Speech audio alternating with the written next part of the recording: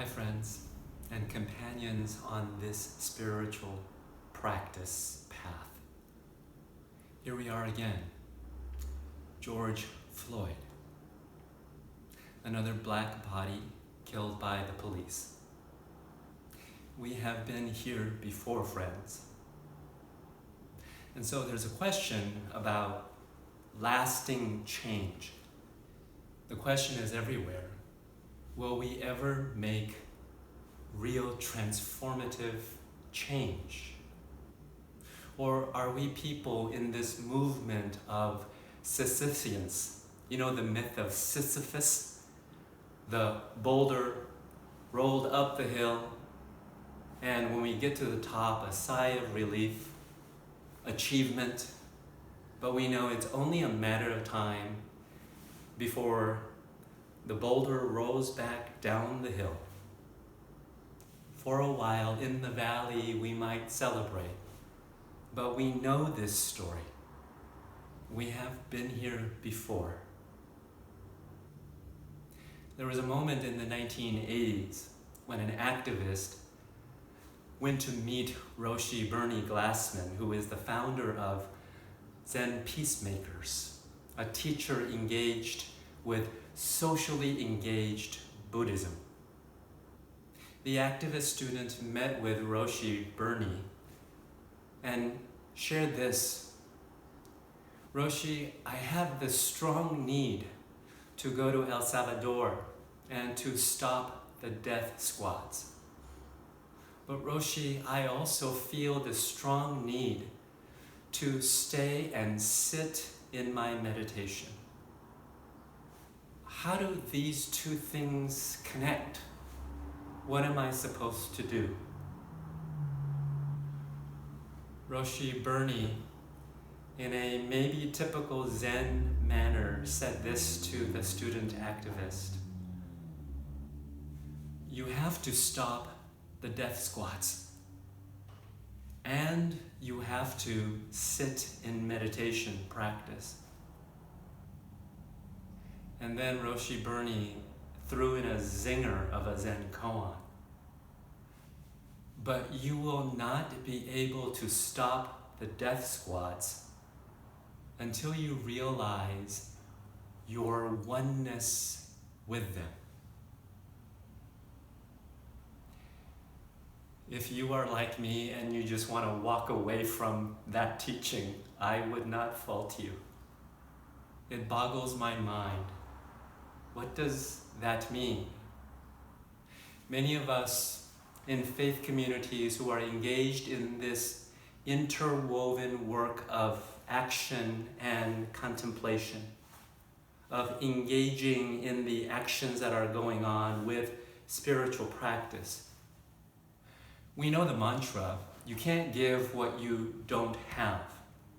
We can't bring to the table, we can't bring to the justice action without first having found something from our faith tradition and our spiritual practice, something to bring to that conversation and engagement.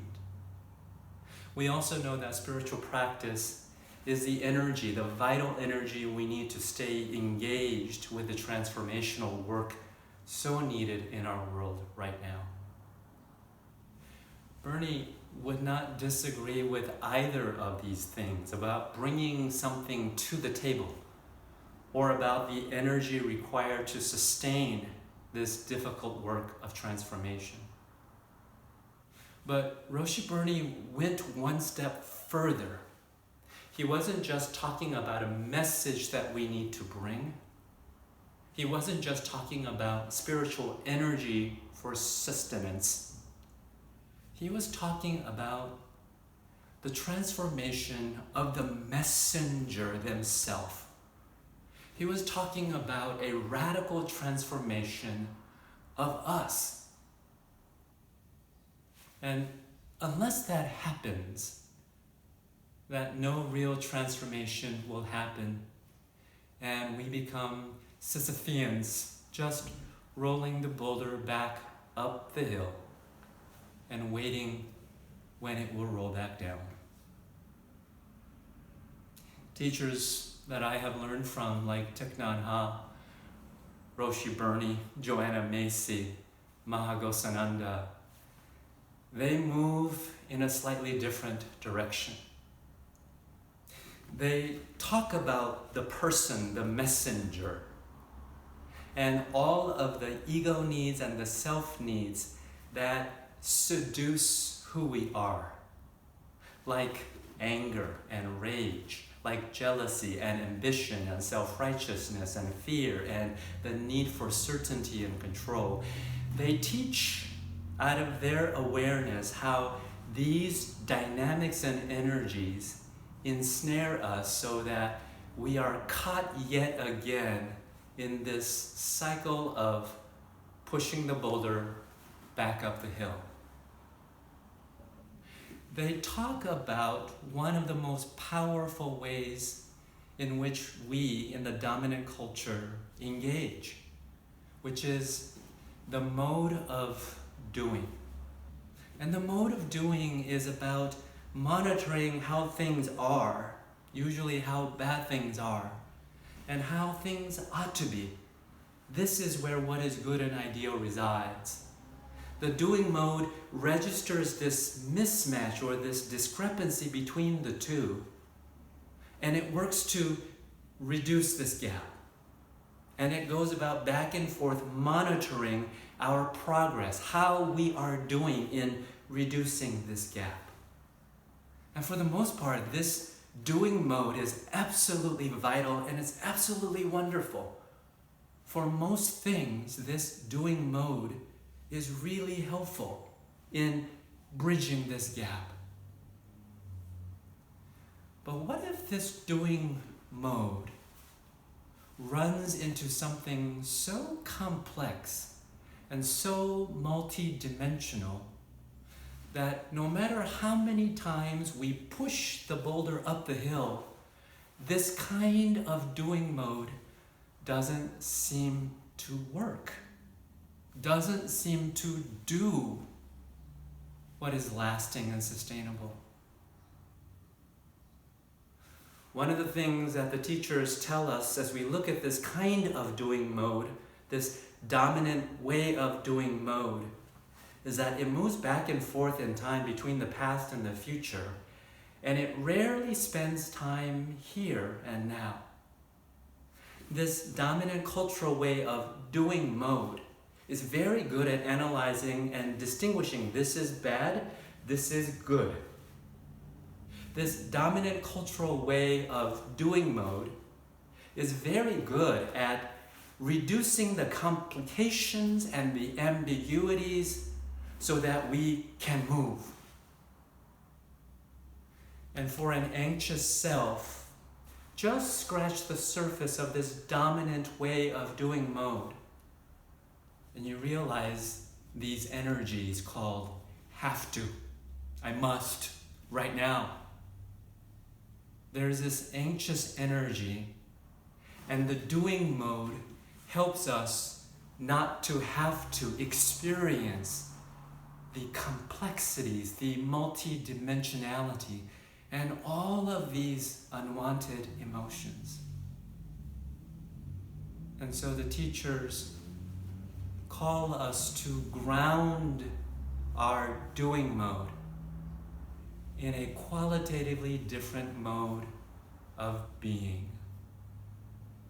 This being mode that finds brave space to experience the complexity and the multitude of unwanted emotions. This being mode that doesn't flit between past and future and between good and bad, but that pays attention closely. It stays proximal to all that's contained in this moment. This being mode is often accused of not feeling the urgency. It's actually quite the contrary. Being mode recognizes that urgency is one of the vital factors shaping this moment, but it refuses to be simply manipulated by urgency. This quality of being looks for openings. It looks at the boulder. It looks whether there's a flat surface or edge to this boulder. It looks at the incline of the slope. It looks around for other people who might help. It looks around for what kind of leadership will help us to shift away from white dominant forms of action and leadership. It looks around attentive to the cloud, to the hill. It looks around for shovels and whether we can dig a trough big enough so that if the boulder rolls it down, it can be lodged. This being mode is free, is generative and creative. And this being mode informs how we can act so that we don't turn out to be Sisypheans just rolling the boulder back up the hill.